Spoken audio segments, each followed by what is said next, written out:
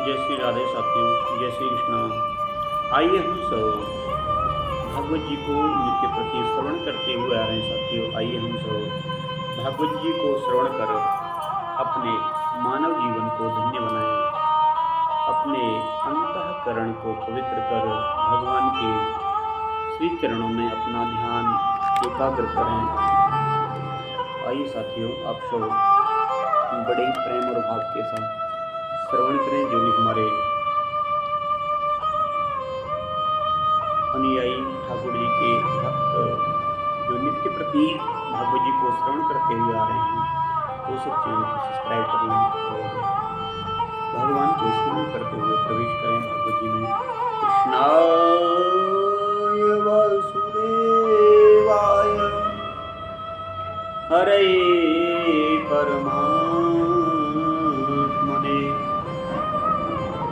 प्रणतः कृष्णाय गोविन्दाय नमः।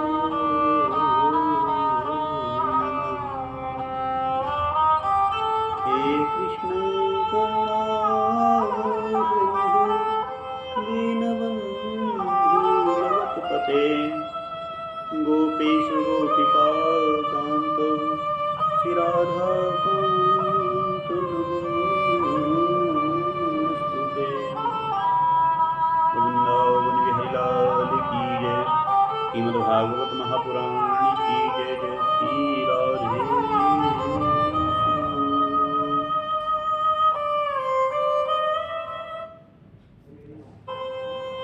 आइए साथियों, प्रवेश करें तृतीय स्कंद के 23वें अध्याय में। अतः त्रयोविंशोऽध्याय कर्दम और देवती का विहार। मैत्रेय उवाच। पहले श्लोक को स्मरण करते हुए चलें।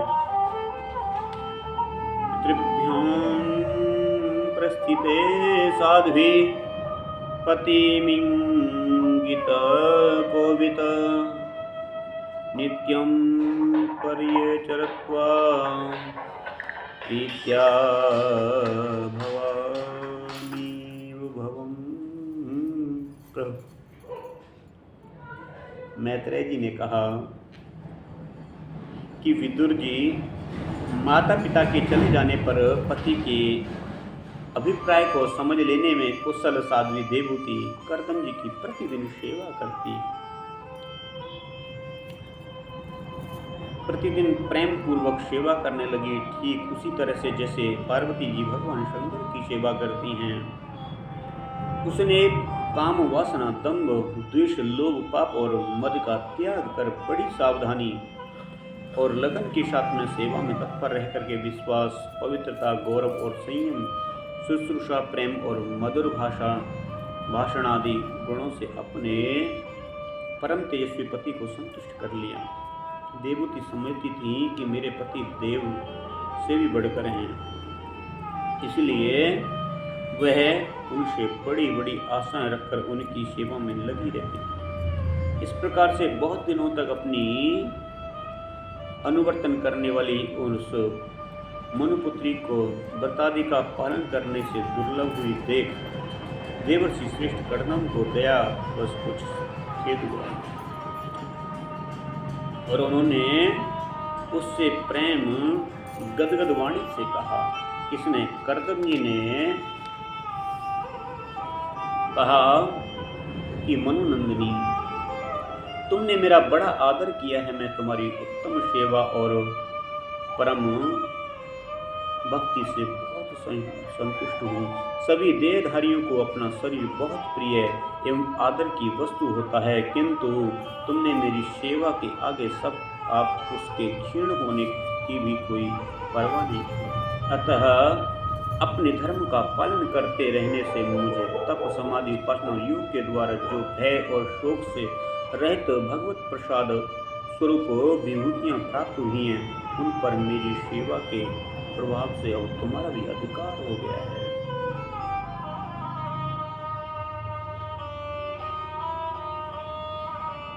मैं तुम्हें दिव्य दृष्टि प्रदान करता हूँ, उसके द्वारा तुम उन्हें देखो। अन्य जितने भी भोग हैं वे तो भगवान श्री हरि क्योंकि वे तो जो हैं भगवान श्री हरि के भ्रकुटी विलास मात्र से नष्ट हो जाते हैं, अतः वे इनके आगे कुछ भी नहीं हैं। अतः तुम मेरी सेवा से भी कृतार्थ हो गई हो। अपने पतिव्रत धर्म का पालन करने से तुम्हें ये दिव्य भोग प्राप्त हो गए हैं। कर्दम जी कह रहे हैं कि आपने जो मेरी सेवा की है उससे आपको दिव्य भोग प्राप्त हो गए हैं। तुम इन्हें भोग शक्ति हो। हम राजा हैं, हमें सब कुछ सुलभ है।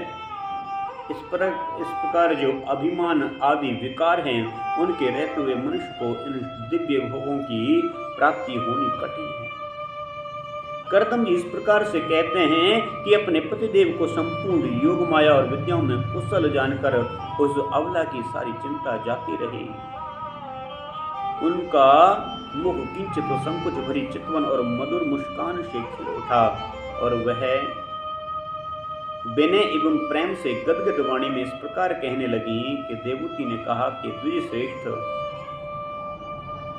स्वामिन, मैं यह जानती हूँ कि कभी निष्फल न होने वाली योग शक्ति और त्रिगुणात्मिका माया पर अधिकार रखने वाले आपको ये सब ऐश्वर्य प्राप्त हैं, किंतु प्रभु आपने विवाह के समय जो प्रतिज्ञा की थी कि गर्भाधान होने तक मैं तुम्हारे साथ गृहस्थ धर्म का सुख का उपभोग करूंगा, उसकी अपूर्ति होनी चाहिए, क्योंकि श्रेष्ठ पति के द्वारा संतान प्राप्त होना पतिव्रता स्त्री के लिए महान लाभ होता है।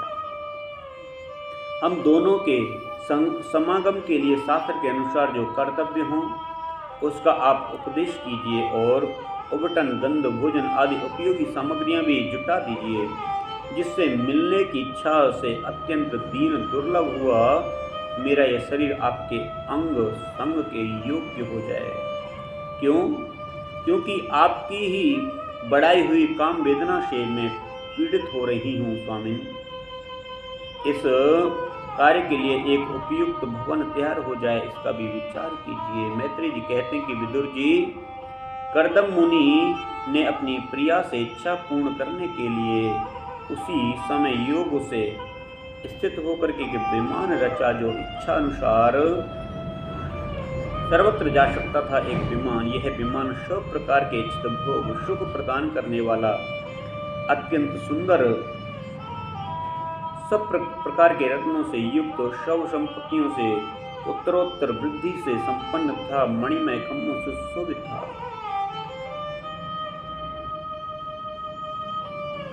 वह सभी ऋतुओं में सुखदायक था और उसमें जहां तहां सब प्रकार की दिव्य सामग्रियां रखी हुई थी तथा उसे चित्र विचित्र रेशमी झड़ियों और पताकाओं से खूब सजाया गया था, जिन पर भ्रमण गण मधुर गुंजार कर रहे थे। ऐसे रंग बिरंगे पुष्पों की मालाओं से तथा अनेक प्रकार से सूती और रेशमी वस्त्रों से वह अत्यंत शोभायमान हो रहा था। एक के ऊपर एक बनाए हुए कमरों में अलग अलग रखी हुई सैया, पलंग, पंखे और आसनों के कारण वह बड़ा सुंदर जान पड़ता था। जहाँ तहाँ दीवारों में भी शिल्प रचना से उनकी अपूर्व शोभा हो रही थी। उसमें फर्श पन्ने का था। बैठने लिए मूंगे की वेदियां बनाई गई थी। मूंगे की देहलियां थी, उनके द्वारा हीरे के किवाड़ थे और इंद्रनील मणि के शिखरों पर सोने के कलश रखे हुए थे। उसकी हीरे की दीवारों में बढ़िया लाल जड़े हुए थे। दीवारों में क्या? हीरे जड़े हुए थे, जो ऐसे जान पड़ते थे जानो मानो विमान की आंखों हो। उसे रंग बिरंगे चंदोबे और बहुमूल्य सुनहरी बंदरगाहों से सजाया गया था। ऐसा सुंदर पुष्पक विमान जो है, उस विमान में जहां तहां कृत्रिम हंस और कबूतर आदि पक्षी बनाए गए थे, जो बिल्कुल सजीव से मालूम पड़ते थे। उन्हें अपना सजातीय समझकर बहुत से हंस और कबूतर उनके पास बैठ बैठकर अपनी बोली बोलते थे। उनमें सुविधा अनुसार क्रीड़ा स्थली, सैन्य गृह, बैठक, आंगन और चौक आदि बनाए गए थे, जिसके कारण वह विमान स्वयं करदम जी को भी विस्मित सा कर रहा था। ऐसे सुंदर घर को जब भी देवती ने बहुत प्रसन्न चित्त से नहीं देखा, तो सबके आंतरिक भाव को परख लेने वाले करदम जी ने स्वयं ही कहा कि भीरू, तुम इस बिंदु सरोवर में स्नान करके विमान पर चढ़ जाओ। यह विष्णु भगवान का रचा हुआ तीर्थ मनुष्यों को सभी कामनाओं की प्राप्ति कराने वाला है। कमल लोचना देवती ने अपने पति की बात मानकर सरस्वती के पवित्र जल से भरे हुए उस सरोवर में प्रवेश किया। उस समय वह बड़ी मैली कुचली साड़ी पहने हुई थी। उसके सिर के बाल चिपक जाने से उसमें लटें पड़ गई थीं, शरीर में मैल जम गया था तथा स्तन कांतिहीन हो गए थे। सरोवर में गोता लगाने पर उसने उसके भीतर एक महल में 1000 कन्याएं देखी। वे सभी किशोर अवस्था की थीं और उनके शरीर से कमल की सी गंध आती थी। देवती को देखते ही वे सब स्त्रियां सहसा खड़ी हो गईं और हाथ जोड़ करके कहने लगी, हम आपकी दासियां हैं, हमें आज्ञा दीजिए, आपकी क्या सेवा करें। विदुर जी, तब स्वामिनी को सम्मान देने वाली उन रमणियों ने बहुत मूल्य मसालों और गंध आदि से मिश्रित जल के द्वारा मनस्विनी देवती को स्नान कराया और उसे 2 नवीन निर्मल वस्त्र पहनने को दिए। फिर उन्होंने वे बहुत मूल्य के बड़े सुंदर कांतिमान आभूषण, सर्वगुण संपन्न भोजन पीने के लिए अमृत के समान स्वादिष्ट आशक प्रस्तुत किए। अब देवती ने दर्पण में अपना प्रतिबिंब देखा तो उसे मालूम हुआ कि वह भांति भांति के सुगंधित फूलों के हारों से विभूषित है। स्वच्छ वस्त्र धारण किए हुए उसका शरीर भी निर्मल और कांतिमान हो गया है तथा उन कन्याओं ने बड़े ही आदर पूर्वक उसका मांगलिक श्रृंगार किया।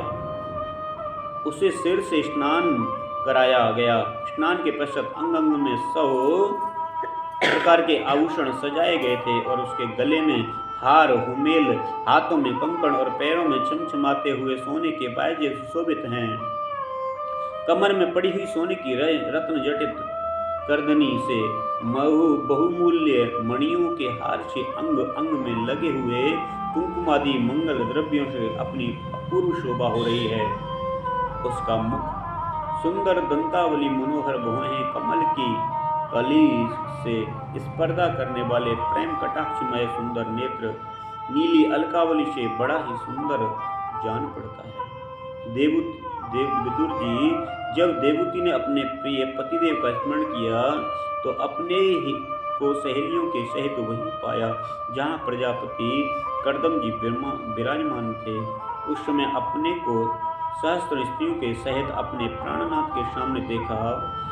इसे उनके युग का प्रभाव समझकर देवती को बड़ा विस्मय हुआ। शत्रु विजयी विदुर, जब करदम जी ने देखा कि देवती का शरीर स्नान करने से अत्यंत निर्मल हो गया है और विवाह काल से पूर्व उसका जैसा रूप था उसी रूप को पाकर के हुए अपूर्व शोभा से संपन्न हो गई है। उसका सुंदर वक्षस्थल चोली से ढका हुआ, हजारों विद्याधारियों उसकी सेवा में लगी हुई हैं।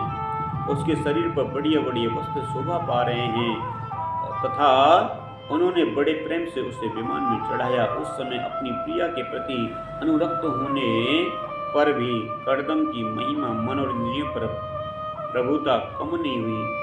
विद्या धरियां उनके शरीर की सेवा कर रही थी। खिले हुए कुमुद के फूलों से श्रृंगार करके अत्यंत सुंदर बने हुए विमान पर इस प्रकार शोभा और सुशोभित लग रही थी। पा रहे थे मानो आकाश में तारा गण से घिरे हुए चंद्रदेव विराजमान हों। उस विमान पर निवास कर उन्होंने दीर्घ काल तक कुबेर जी के समान मेरु पर्वत की घटी में विहार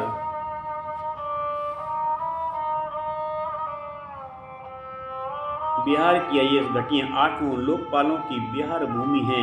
इसमें कामदेव को बढ़ाने वाली शीतल मंद सुगंध और वायु चलकर इसकी कमनीय शोभा का विस्तार करती हैं तथा गंगा जी स्वर्गलोक से गिरने की मंगलमय ध्वनि निरंतर गूंजती रहती है। उस समय भी दिव्य विद्याधारियों का समुदाय उनकी शोभा में उपस्थित था और सिद्धगण का वंदना किया करते थे। इस प्रकार से प्राण प्रिया देवूति के साथ उन्होंने वैशंभव, सुरसन नंदन, पुष्पभद्र और चैत्ररथ आदि अनेकों देवोद्यानों और मानस सरोवर में अनुराग पूर्वक विहार किया। इस कांतिमान इच्छानुसार चलने वाले श्रेष्ठ विमान पर बैठकर वायु के समान देवताओं से भी आगे बढ़ गए। विदुर जी, इन्होंने भगवान के भय हारी पवित्र पाद पद्मों का आश्रय लिया है।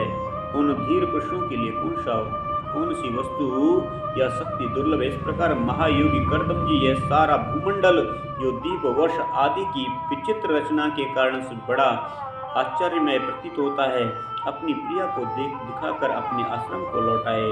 फिर उन्होंने अपने को 9 रूपों में विभक्त कर रति सुख के लिए अत्यंत उत्सुक मनु कुमारी देवूति को आनंदित करते हुए उनके साथ में बहुत वर्षों तक विहार किया, किंतु उनका इतना लंबा समय एक मुहूर्त के समान बीत गया। उस समय विमान में रति सुख को बढ़ाने वाली बड़ी सुंदर शैया का आश्रय ले अपने परम रूपवान प्रियतम के साथ रहती हुई देवूति को इतना काल कुछ भी न जान पड़ा।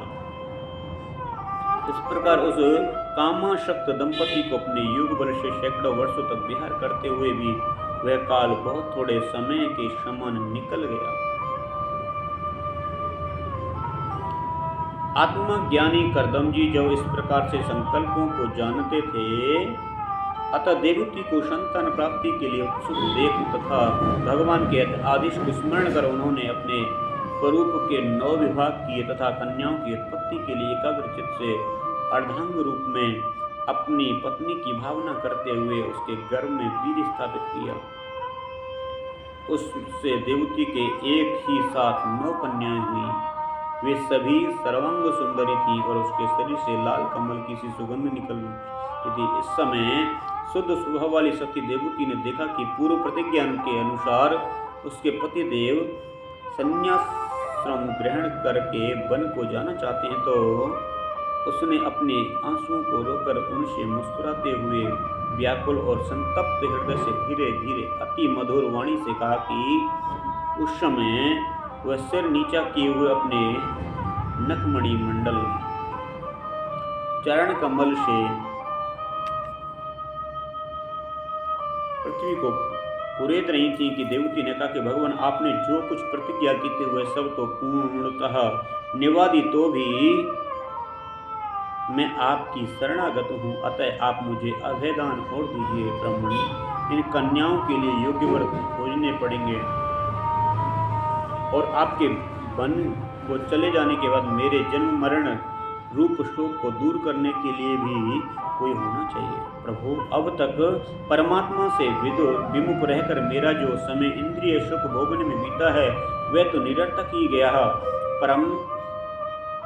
आपके परम प्रभाव को न जानने के कारण